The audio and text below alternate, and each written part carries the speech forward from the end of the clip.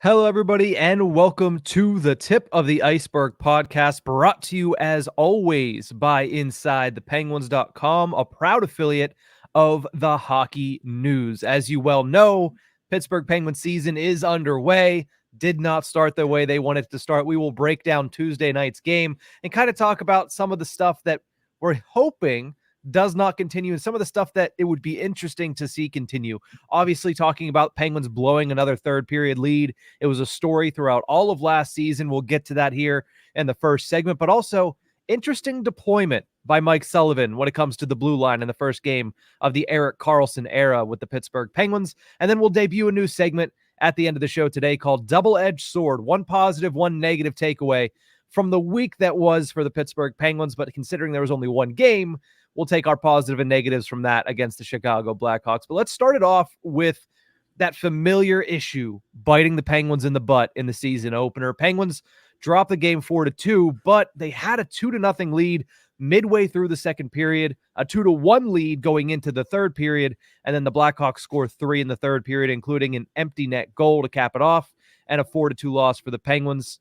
Last season, Horwat, the Penguins blew 12 third period leads, which was tied for first in the National Hockey League. How concerned are you with the fact that this has come out in the first game of the season this year now, too?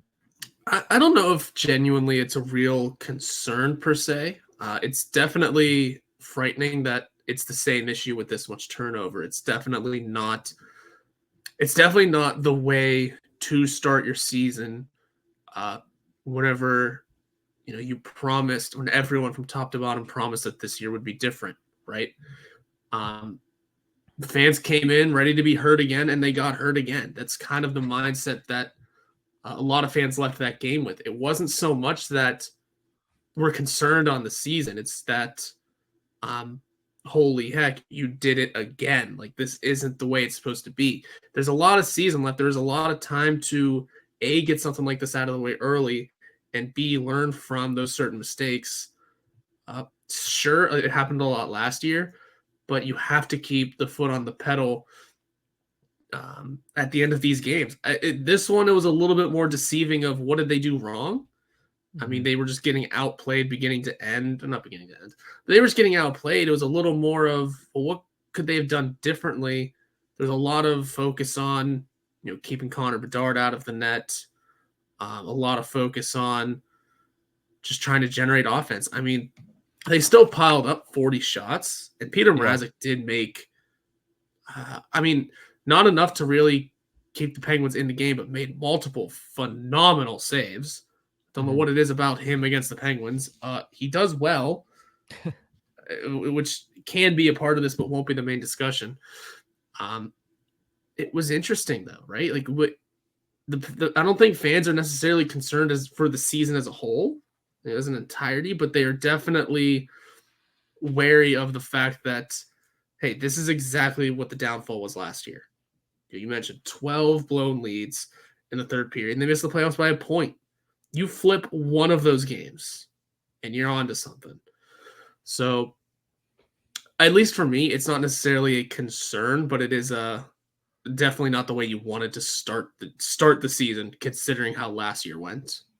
Yeah, at the end of the day, it is one loss. It is the one game of the season that we have, and overreactions are going to happen, but at the end of the day, they have 81 more chances to right that wrong. I think the most concerning part is that 8 of the 20 players that took the ice on Tuesday night were not here last year. They were making their Penguins debut, and you still have that same issue.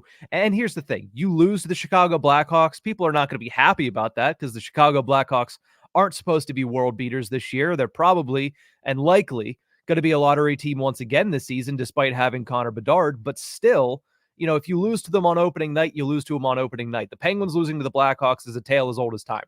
But it's the way they lost that a lot of people are saying, oh, man, that's a red flag. That is a red flag. And sometimes, hey, you push through the red flags. We've seen that. And sometimes you just see it compound on each other. But that's the problem, is having it come up in the first game just tells everybody that's watching, this might be an issue this season, whereas I don't think that was going into anybody's head going into that game. Yes, I saw as this period turned from 2-3 and the Penguins were up only 2-1, a lot of people say, well, let's see if they can fix those demons from last year, and they didn't. Mm-hmm. But I don't think anybody heading into that game was like, okay, well, hopefully they fix the third period issue. Everybody was saying it's a new era, it's a new team. We'll see how it looks on the ice. But to see that be the issue, and then a couple other issues that were evident last year were evident again on Tuesday. It's just something whereas everybody has tried to move on from that era of Penguins hockey, and that feels like remnants are slipping through into this new pristine chapter for Kyle Dubas and the Pittsburgh Penguins. Yeah, there wasn't a bad vibe heading into the game at all. No. It was all sorts of positivity of we have a new face in the front office. We have a new bottom six. The core is still confident and as healthy as ever. There's the Erik Karlsson edition. Oh yeah, also it's the Connor Bedard debut. There's a lot of attention on this game. There's a lot of good vibes heading in on both sides of the puck. There's a lot of just freshness, a lot of it felt like the first day of school. I don't know how else to put it, but that's what it felt like because there was a lot of good things going into it. You weren't thinking about the downsides of last year. You were kind of just thinking about, well, hey, you know what, Crosby Malkin had some pretty good seasons last year. We canned the guy we think was our biggest downfall, and we brought in the biggest possible name. Oh yeah, we brought in the biggest possible name on the trade market. Sure, Tristan Jarry is still here, but we have talked ourselves into that being a good thing. That was the vibe heading into the game, and then heading into the third period, it was, oh no, here we go again. That's why it was just the wrong way to start the season. Had they had a game like this in 2 weeks, maybe we feel a little different. Because who knows what kind of games you had for the last 2 weeks, but because it was game one, it was the exact same way you ended last season against the same team, no less. And like I just mentioned, you had all this fresh start going in. It was just the wrong way to start the season, the wrong way to go into game number one, and just kind of fumble. You just fumbled it. And like we said, it's not the end of the season already. It is overreaction season, but it is not yet time to panic. The room was a little muted, I would say, after the game, but definitely didn't feel, as just dead that it did last year. The good vibes are still around. Yeah. I mean, going into the room toward the end of last season was like walking into the fifth layer of hell. You really didn't know what exactly you were going to get from the players or from Sullivan, but something about, game one, it was still very much, there's still something to look forward to. There's still stuff to learn from. Sullivan said before the game, no home opener is ever, run of the mill. It's all always amplified. But afterwards, I mean, Mike Sullivan's your usual upset at the game. But, I think there's going to be a ton of confidence going into practice today and going into Washington tomorrow. Now, of course, sports and everybody that follows sports are prisoners of the moment. And moment right now is 0-1-0 with that blown lead loss to the Chicago Blackhawks on home ice. But if this persists, if this is an issue throughout the season for the second straight season for the Pittsburgh Penguins, they can't hold a lead in the third period. They come out when they have a lead in the third period. And it's not like the Pittsburgh Penguins came out on Tuesday and they played well, but they just couldn't convert. And then the Chicago Blackhawks just got lucky.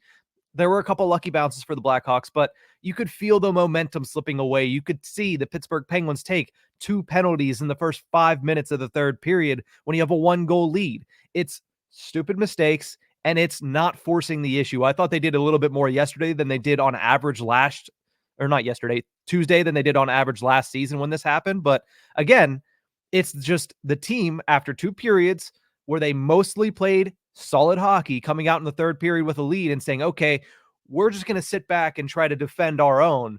And it just doesn't work out for this team. They're not built that way. So I'm not sure why they continue to do it. But if this persists, Horwat, do you see this more as a coaching issue or a player's issue? Because we asked the same question last year. And I remember my answer was This is a player's issue. This is not a coaching issue, because when you have guys like Crosby, Malkin, and Letang, it's on them to set the stage. Do you think if this persists this season, is it a coaching issue or is it a player's issue? Now that we know that we have all that new faces and it still happened on Tuesday, we'll see what happens going forward. But which one is it?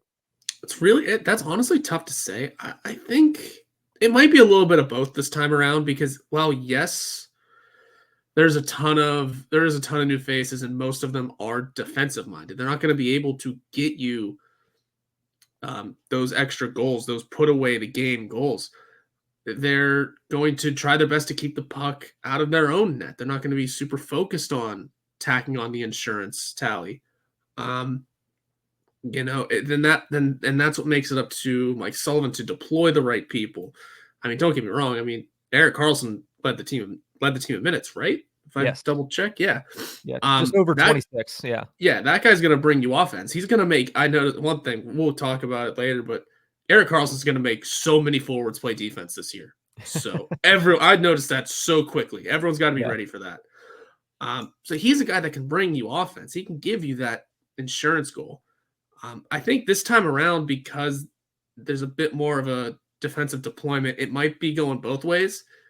And that's especially because Crosby, Malkin, and Letang don't like sitting back and playing defense. Mm-hmm.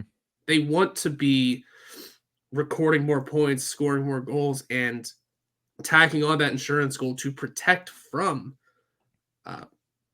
this exact situation. So if they're not able to produce, maybe it's on them, but also it depends on how the deployment is. I didn't really pay much attention to who was being deployed toward the end of the game. So obviously we're all a little rusty. We'll have to catch back up into game speed, but I think for now it could fall both ways, especially because it's a new season. Mm-hmm. Mike Sullivan said himself he wants to grow as a coach and become a better coach for his players, and also strive for the best each and every day so that he and his coaching staff lead by example. Everyone's going to take blame, no matter who you ask. They will all take blame for every situation. And that just might be the way it goes. It might be just on everyone this time around. Yeah, when I look at this, and last year I did say, I was like, hey, listen, it's Crosby, it's Malkin, it's Letang. They're the leaders on the ice. They're the ones that are going to be out there a lot of the third period with a 1-goal lead or a 2-goal lead. They need to set the tone. They need to set the standard that we're not going to sit back. We're going to go out there and we're going to try to score a goal, because the best way to protect a 1-goal lead is to score a second goal, right? The best way to protect a lead is to continue to score. And I get it, that it's an imperfect system because the other team is also trying to score and also trying to stop you. So yes, it's not as easy as it sounds, but when I look at this, whether they're future Hall of Famers or not, Sullivan needs to ensure that this team plays the right way. And that's the entire team. That's not just, you need to make sure Lars Eller's on his P's and Q's. You need to make sure that, Drew O'Connor and P.O. Joseph and Marcus Pettersson are on their P's and Q's. You need to ensure that guys like Erik Karlsson and Chris Letang and Sidney Crosby, Evgeny Malkin and Jake Gensel, you need to ensure that these guys are playing the right way and have the right mindset going into, 1, the game overall, and 2, into the third period when you have a lead in the end of the second. I mean, this is a problem that has happened in the past. He needs to take, umbrage with that fact, and he needs to light a fire under their butts going into the third period. Hey, you guys remember what happened last year?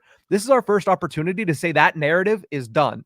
That story is over, and the book is closed on that. They didn't do it on Tuesday.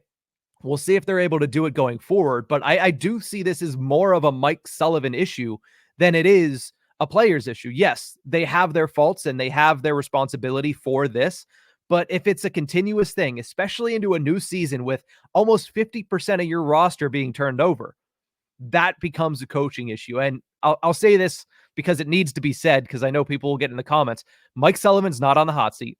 Mike Sullivan is not getting fired anytime soon. I think he still has, this is including this year, 6 years left or something like that crazy on his contract because he signed that extension. But it's not 6. He's going. This is the last year of his contract, and then it's 3 years after this. They signed that contract extension shortly after Fenway got in. It was it was right before last season. So he had 2 seasons left on his deal before he signed for 3 more years.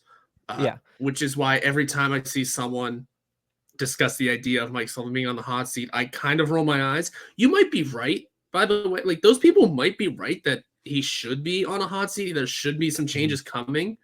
I mean, maybe Mike Sullivan does feel a little, comfortable in his situation because he has that contract that has not started yet.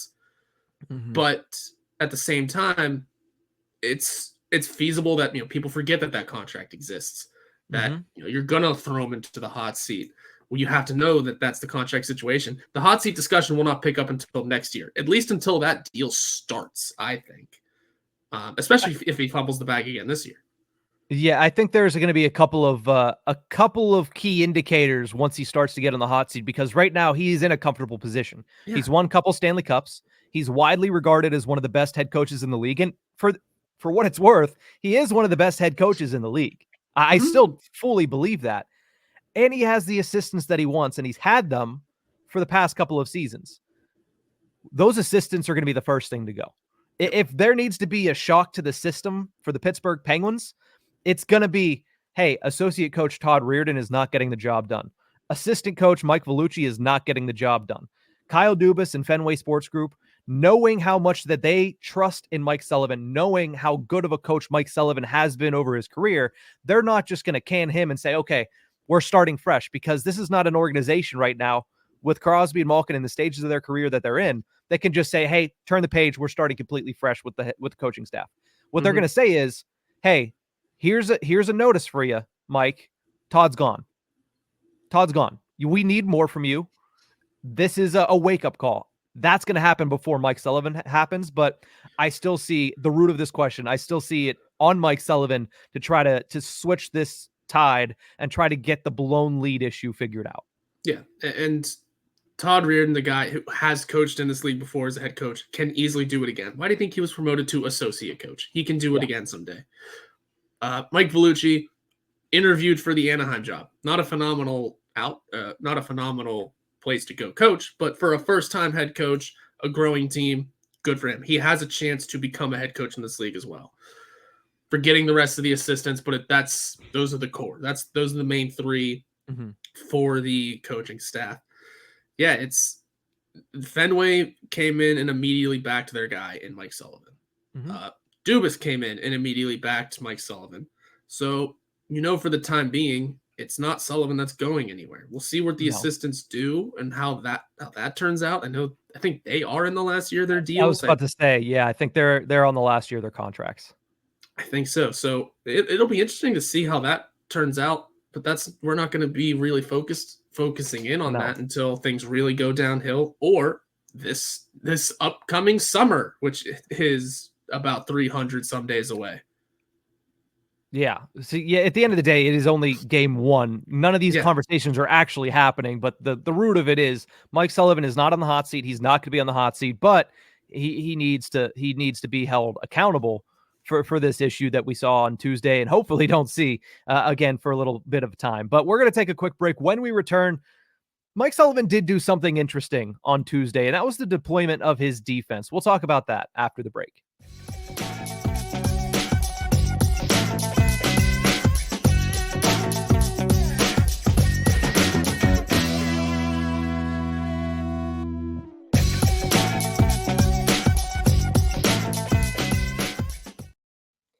Welcome back to the Tip of the Ice-Burgh podcast, brought to you as always by InsideThePenguins.com. The defense was a big question mark coming into the season because you introduced Ryan Graves as your top pairing left-hand defenseman, and more specifically, and more importantly, you introduce Erik Karlsson into the fold, and changes are going to need to be made to the system, to the way you deploy defensemen, and Tuesday was our first opportunity to see what they did. Now, I will say this. The Penguins took 4 minor penalties on Tuesday, including 2 in the third period when we saw the most movement amongst defensemen. So this could just all be a victim of circumstance, considering where the Penguins were at in that game, which tweaked the deployment. But the first chance we got to see the actual deployment of the Penguins defense, it got interesting. Obviously, everybody wanted to know how will Letang and Karlsson split their ice time. Erik Karlsson led all Pittsburgh Penguins skaters with 26 minutes and 4 seconds of ice time on Tuesday, including 2 minutes and 40 seconds on the power play. Chris Letang had 24 minutes and 32 seconds. So a minute and a half separated. Seems like they're going to try to get them evenly matched throughout the game. And there was only 9 minutes and 24 seconds of that entire game on Tuesday where one of those two wasn't on the ice. So what did you think, Horwat, of the early deployment between those two specifically? I think it's exactly as we expected, especially heading in. I mean, maybe had Letang been on the first power play unit with Karlsson, maybe the numbers are a little bit closer because, I mean, yeah, they only had 2 chances. But there was still, maybe that's still a little bit more because I noticed that first unit was out there for a long time on that first one, on that first power play opportunity at least. I'm not surprised that this is the way it turned out. I'm curious to see if it continues to trend in this direction. We know going into this season, whenever they were acquired, everyone mentioned like these are guys that you can have out there. There's 60 minutes in a game. You could have both of them out there for 50 or combined for 50. Yeah. And then you're just sitting on your third line for 10 or so minutes, which isn't bad at all. The issue that might grow from that is like I said before, I mean, Erik Karlsson's going to make a lot of forwards play defense. Chris Letang already does a fair bit of that, but is at least a little bit more mindful defensively. Suddenly, it's a lot of defensive weight being put on the left side guys like Ryan Graves, like Marcus Pettersson, and to an extent, P.O. Joseph, who saw time all over the place. I know you want to discuss it. We will. But for now, I'm sure this will even up. I bet we'll see more. I'm sure we'll see games where Chris Letang gets a couple more minutes than Erik Karlsson. Erik Karlsson takes the back seat. Erik Karlsson takes, this game he's going to play more. It'll be very, very interesting to see how this rolls out. Considering Letang's age, we know he's very well conditioned. We're not worried about his conditioning. Be curious to see if Mike Sullivan really does start flip-flopping the lines in terms of even the left side guys getting deployed more or less. If the lineup comes out all the time, all the time we'll look at it and we'll say, yeah, these are just 4 lines. Don't number them. Don't go 1, 2, 3, 4. That's not how it's going to work. I'm just wondering if he's going to start doing that with the defense this year. And here are the 3 lines. There's the obvious third, but 1 and 2 are going to be flipped in terms of who is deployed first or second, especially when you consider Malkin and Letang did not share the ice much last game. No, it was a lot of Erik Karlsson and Evgeny Malkin in the early going here. That's again, we'll see what happens. It's only one game, but I do think it was very interesting to see, and we'll get to the P.O. Joseph thing because it seemed as if they said, you know what, here's what it's going to be to start, and then whatever we want to do, we'll just start throwing guys over the boards, and we'll see if that works. But at least in the early going, it was very intriguing, and certain players had very solid games. We'll get to P.O. Joseph here in a second because he was one of them. But you mentioned there was about a minute and 32-second discrepancy when it comes to actual ice time for Karlsson and Letang. Meanwhile, Chris Letang played a minute and 20 seconds less on the power play. So there is your separator right there. What did you think of the Penguins dropping Chris Letang to power play 2 to start the season? It's when we first acquired Erik Karlsson, when the Penguins first did it, that was the first thing that really came out. It was, Chris Letang said I forget who had it. I believe it was The Athletic. It was one of Rossi or Yoey. Yeah, someone had said Letang's willing to take the second unit. He's willing to take a step back on the power play and take the second unit. All right, and we were cool with that. We said, yeah, absolutely. That makes sense. That's a good quarterback for the second unit to give power play 2 a little bit more cohesion in terms of setting up and not just balls to the wall. Everyone's doing what they can. It is now that we can set it up. We can do the umbrella. We can do the whatever, shifting momentum of that the first power play unit does can now be added to the second because you have a real deal quarterback there. Then we got to camp and it was, oh, they're both out there. That's an interesting little concept. Let's see how it goes. And it was a tire fire. But then it started like figuring it out. It started clicking a little more.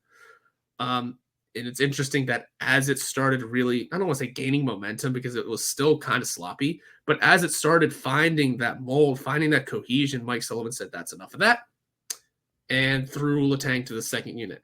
I think he did that for the final tune-up game, and if not, if anything, the 2 days of practice before the home opener.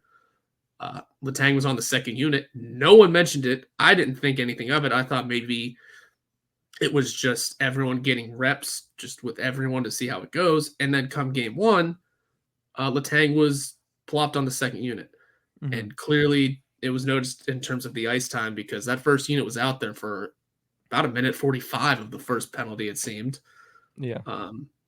And, a little bit less in the second, but still just there's going to be that discrepancy there in terms of ice time. But I don't hate the idea of those two separating. It's because that's how we came into the trade.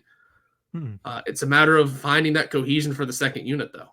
Yeah, I don't disagree. I'm perfectly fine with Chris Letang quarterbacking the second power play because if you look at who's left over for the second power play unit, that leaves, Brian Rust, Chris Letang. I'm trying to think who else. Jeff Carter's out there on that unit. So again, a pretty Jansen Harkins is out there too, by the way. Jansen Harkins is on that unit. Yeah. I know he had 50 points or whatever it may have been in the AHL last year. He's got like 12 career goals in the NHL. I don't know if that's generally the wisest idea, but at the same time, and we've had this discussion before too, who else do you have to put there?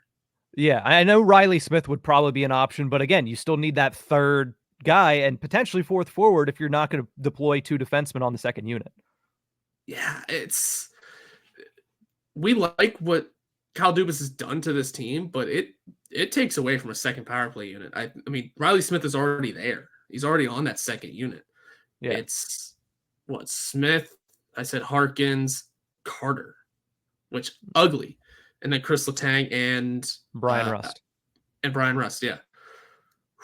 I mean, I don't know. Throw any other forward out there. Throw Drew O'Connor out there instead of Carter, maybe. But we know Mike Sullivan loves his Jeff Carter faceoffs. Mm-hmm. So it's tough. That's tough. But Jansen Harkins doesn't necessarily strike offensive fear, and neither does Jeff Carter anymore. No, I mean, Jeff Carter is the quintessential net front presence for that second unit. It's pretty obvious.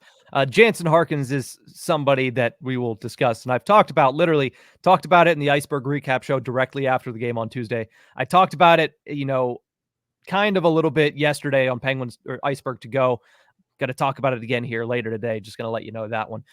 But with Letang on the second power play in this game, I had the same thought that you had. Why make this switch now?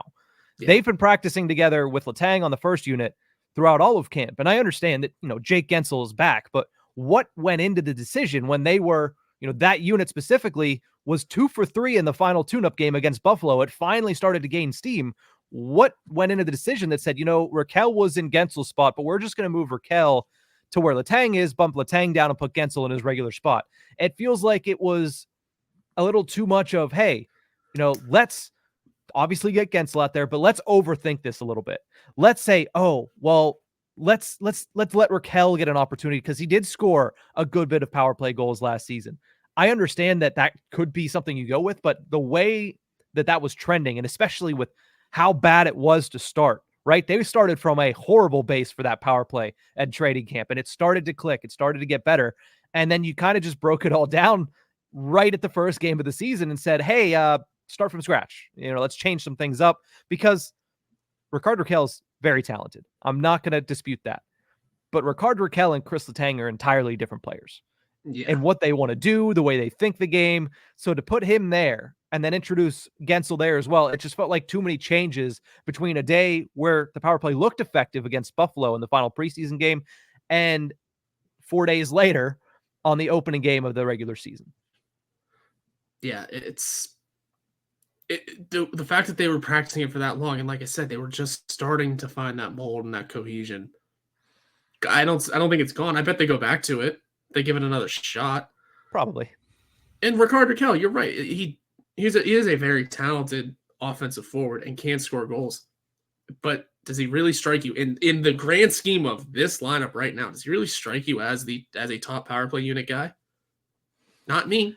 I'd say he's well deserved on a power play unit, but could absolutely be a linchpin for the second with Brian Rust, with Riley Smith, and then screw it. Give me a pair of defensemen. Give me P.O. Joseph. That's fine.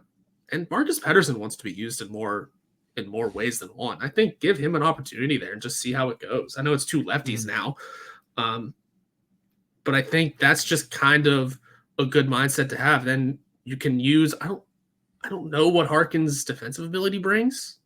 I think it's decent. I think it's there. Yeah. Then you have him available to be utilized on the penalty kill a little more. Same with Jeff Carter.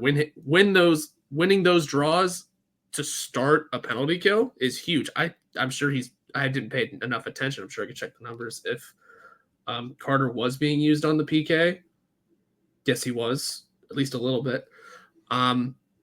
It's a matter. Maybe he gets a little bit more. And sorry, I just kind of lost track. I thought I got like 4 messages at once. Yeah, but if you're able to utilize Carter a little more in the PK, he's winning those draws. He's getting good defense. You're getting good defense out of him. PK did phenomenal the other night, by the way.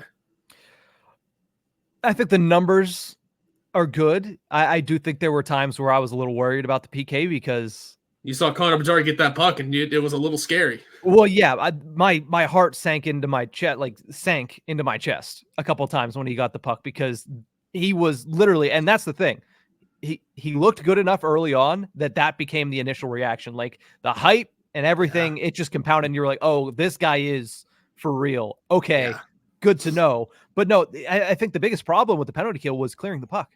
They had so many issues actually clearing the puck 200 feet, and it's like, guys, it's high off the boards, and if you can find it through the middle, find the open lane and send it down. There were times where the Penguins took the puck, they didn't have anybody on them, and they still couldn't get the puck cleared. I didn't know what was going on, but I digress on that point. But yeah, I agree with you. That feels like power play wise, at the end of the day, it's Raquel or Letang for that spot. I would have chosen Letang at least to start. Have some fun. It's game one, national audience, the Connor Bedard debut. Let's in terms of just storytelling, the NHL did a great job of assigning that as the first game. Sorry, second game. That weird, awkward timed 5:30. Andre Vasilevsky's injured of all things. Tampa Bay, Nashville. Yeah, because those two teams. Well, Tampa Bay, yeah, but Nashville getting a spotlight. Interesting. It was the second game of the year. It was the headline. It seemed to catch more eyes and more attention than the banner raising in Vegas, which was cool. But you have the national attention. You have the national audience, probably the international audience because of the Bedard debut. Screw it. Have some fun. And because we are looking at the blown lead as it's game one. We learn from it. We move on. It's game one. You learn from it. You move on. You have a little fun. Here goes all of our firepower on the first power play. Everyone's here watching. Yeah. You all know we have Erik Karlsson. We still have Chris Letang too. Suddenly you're just turning it into a little WWE. Everyone is watching. Here is all of our firepower right here. Yeah. I mean, Gensel was playing. He ended up right. And that's a big part of it too. Gensel ended up playing. You have all of the eyes. That just would have been fun. Mm-hmm.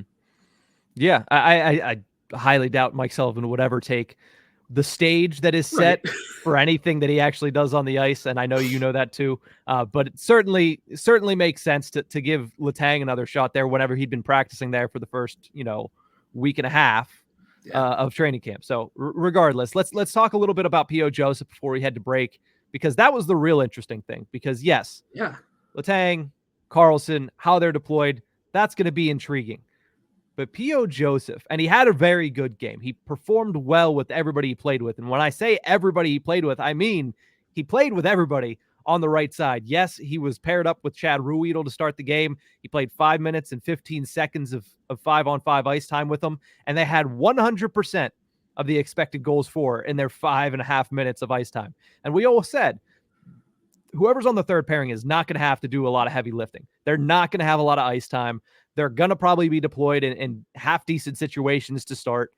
And they went out there, and together at 5-on-5, they looked great. And Chad Ruhwedel, I think he had 7 minutes of ice time total. He was perfect. Couldn't be better defensively than Chad Ruhwedel was in his 7 minutes of ice time. When Ruhwedel was with Joseph, they were perfect. 100% of the expected goals for. You literally can't ask for anything better than that. But I found it interesting that 5 minutes 15 with Ruhwedel, but then combined with Letang and Carlson when he went on the ice with them, he played 5 minutes and 1 second. So he played almost as much time with Letang and Carlson as he did with his actual defense partner in Chad Ruhwedel. He had 2 minutes and 47 seconds with Chris Letang, and when he was with him, they had 86.4% of the expected goals for at 5-on-5, and then he spent 2 minutes and 16 seconds at 5-on-5 with Erik Karlsson, and he had 41.5% of the expected goals for with Erik Karlsson. So a stellar game for the most part from P.O. Joseph. I thought he was also fairly decent on the penalty kill, but interestingly enough, and especially in the third period, you saw that left side start to rotate more and more. You saw Pettersson play with Chris Letang a couple of shifts. You saw Graves play with Karlsson a couple of shifts.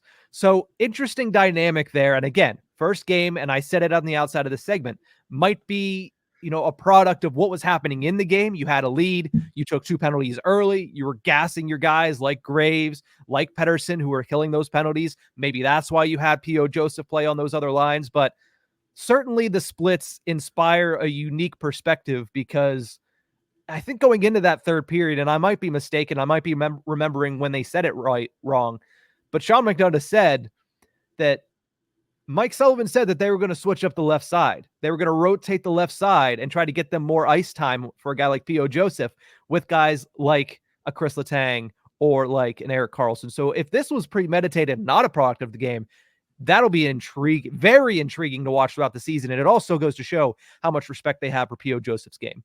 Yeah, they love P.O. Joseph on this team. I noticed it happening a couple of times. The first time I caught it, I think it was right after a penalty kill, which is usually when completely jumbled lines happen. Yeah. But still, then I just kind of picked up on it a little more. Very interesting. That was interesting to keep an eye on. I don't have too many thoughts on it. We all enjoy what P.O. Joseph brings to this team, A, defensively, and B, as a sneaky little puck mover. Yeah. We'll just see how it progresses and grows from here. I'd be curious to see if it continues. And I mean, more ice time for P.O. Joseph is not a bad thing. No, I certainly not, especially when he's performing the way that he did. My only concern with this, and again, it's not a concern now, but it's a concern if this continues. How does that affect the chemistry? Because there's a lot of new faces, a lot of new combinations that you're trying to get, up to speed with each other. You got Graves and Letang that have never played with each other before. You have Pettersson and Karlsson that have never played with each other. Obviously, Graves and Karlsson have never played with each other either. You have a lot of new combinations that are fresh to each other. How does this affect the chemistry? It might not at all. These guys are professionals after all. But if you continue to do this game after game, can they still build that, rapport together? Can they still build that chemistry and become dominant units on their own when they're not getting switched around like this? That's the only downfall in my mind, but I do like the ride the hot hand mentality for a team that often, says we're going to try to roll our 4 lines if we're playing our best game, instead of, hey, P.O. Joseph's looking good. We should get him some more time with Erik Karlsson. We should get him some more time with Chris Letang. And we should make sure that, yes, well, Chad Ruhwedel had 7 minutes of ice time. We need to make sure that P.O. Joseph gets at least a little bit more than that. And I think he finished with a hair over 10.5. We need to make sure that P.O. Joseph is utilized a little bit more than just, hey, you're out there to fill time for these other guys to get a blow. Yeah, it's someone said before that the way their system is set up is that everyone is able to pretty much play with everyone. It's pretty fluid, or at least the kind of chemistry is built there that everyone has a similar enough game or has a similar enough mindset that wherever they land and with whoever their line mate is, it's going to line up. And I just think we're just seeing that in practice. We're seeing that get utilized. Yeah. I'm into it going forward. It's a fun little concept. That's the way it should be. Everyone should be able to play with everyone. I mean, what have we been saying all camp? A, everyone can play with everyone, and B, every forward can play every position. Yeah. It's just more of that getting produced into the regular season. Yeah, it's Mike Sullivan's thing, position flexibility. But before we go to break, I do just want to highlight P.O. Joseph in general had a strong game. I mean, 62% of the shot attempts at 5-on-5, 70% of the expected goals at 5-on-5, and the Penguins outshot the Chicago Blackhawks 12-5 with him on the ice. So a solid game from the third pairing defenseman entering his second full season with the Pittsburgh Penguins. But we're going to take a quick break. When we come back, debuting a new segment, the double-edged sword, coming up next.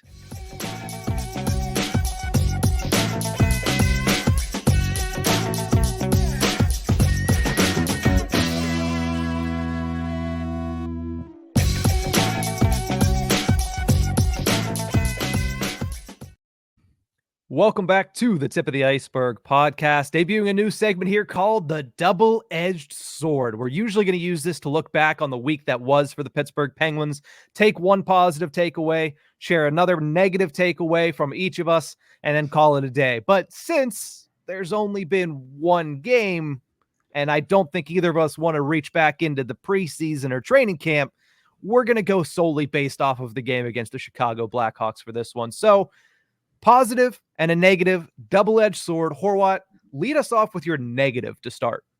It's the easy one. It's that blown lead. It's that haunting darkness of what was all of last year. Again, like we said, we won't have to get too much into detail of this, but it was what the downfall of last year was. If you did this in 2 weeks' time, maybe we don't talk as much about it. We just say you can't do that anymore. We had these issues last year. Don't let them regrow. Whereas it was game one. All the attention was on you. All of the excitement and hype going into the season was there. It just felt dirty. It felt like you didn't really clean up from last season. That kind of thing just can't continue. So I'd say that's the obvious, the big, clear, that's the negative. Yeah. I obviously think that that's the takeaway from the game. Everybody said, that's the main storyline for the Pittsburgh Penguins exiting that game was, man, another blown lead. It followed them into the Dubas era. So, yeah, I would. Obviously, we talked about it in the first segment. So, yeah, I can see why you would go with that. My negative, and I mentioned it Tuesday night after the game, Wednesday, a little bit, about 20 minutes ago, I mentioned it. My negative coming out of that game was the performance of the third line. I thought Drew O'Connor and Jansen Harkins just looked a little overwhelmed at times. Jansen Harkins more so than Drew O'Connor. And Lars Eller did not make any standout plays that were really positive. He did pick up a secondary assist on the opening goal of the game, but at the end of the day, that play was made by Chris Letang and made by Brian Rust. I just think throughout the game, Lars Eller kind of faded into the background, and you might want that for a fourth liner where, hey, this low event hockey, not much is happening, but the Penguins need their third line to start executing a little bit more and start contributing a little bit more, and fading into the background is just not an option for a guy like Lars Eller. If he continues to play like that, then, Sam Poulin is chomping at the bit to get to the NHL and make a name for himself this year. He's had a stellar camp. We'll see how it goes whenever Wilkes-Barre-Scranton's season begins. But if Lars Eller is going to continue to fade to the back, he's going to lose his job pretty quickly, or at least should lose his job pretty quickly. But it is one game. I think it was more so because I was very excited to see what that line was able to do, and I was disappointed by it. But the next game is massive for this line.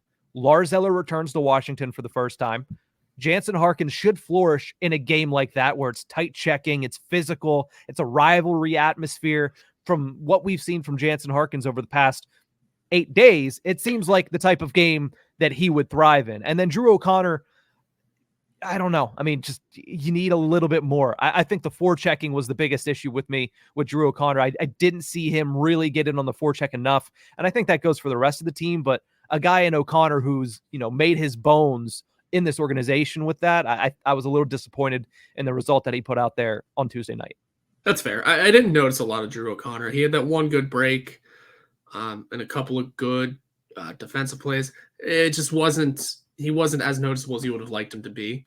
I think that's kind of where, expect that went for the whole third line. And like I said, Jansen Harkins being on this team, as much as he earned his spot and deserves it, I don't know how long it'll last. We talked about it. Dubas weaponized waivers for a reason. If you're not going to perform, there is a half dozen guys that got sent down to the Wilkes-Barre Penguins, namely a guy like Radim Zohorna, that they will call up and they will supplant you in the lineup with. Yeah, Zohorna, Nylander, Poulin's going to need a little time, but we'll get to him. Kyle Dubas said before the season started, right? The last couple of questions in that presser he did, that he expects Alex Nylander to be in the NHL by the end of the season. That's an expectation of him. And that he wouldn't be shocked if Poulin was the same way. Yeah. So those are two guys that are immediately that you look at, and with that kind of expectation from your president and GM, all right, watch those guys for the next couple of weeks to start. Watch how they perform over the course of the first month, 2 months. If the expectation is regular NHLer by the end of the season, they should be looking ready to go by December, January. Yeah. Yeah, we'll obviously have to keep an eye on what they're doing in Wilkes-Barre, but certainly heading into the season, that is an expectation, like you mentioned, of Dubas, and it's an expectation of ours as well here on this show. But let's finish this off really quickly with our positive takeaways, the other side of the double-edged sword, the positives, because we like to finish things on a positive note here, Horwat. What is your positive leaving Tuesday's game and heading into Friday's game? Suddenly, I can't think of one. Just, I'd say overall that the core does still look talented. They do still look hungry and good, and that Erik Karlsson looks like he's ready to go. I'm gonna say the overall positive for me is that the key guys do look sharp. Even Tristan Jarry looked kind of sharp for the most part. Yeah. And ready to go. I think Erik Karlsson had a really good couple of opportunities on the power play. Sidney Crosby obviously picked up a goal. Jake Guentzel looked up to speed. Malkin Malkin had a Malkin game, I think. Yeah, there were times where I looked at Evgeny Malkin and I said, where's that extra stride? Where's that extra effort? Yeah, Malkin had a very Malkin game. It's the home opener, dude. Kick it into high gear. Let's go.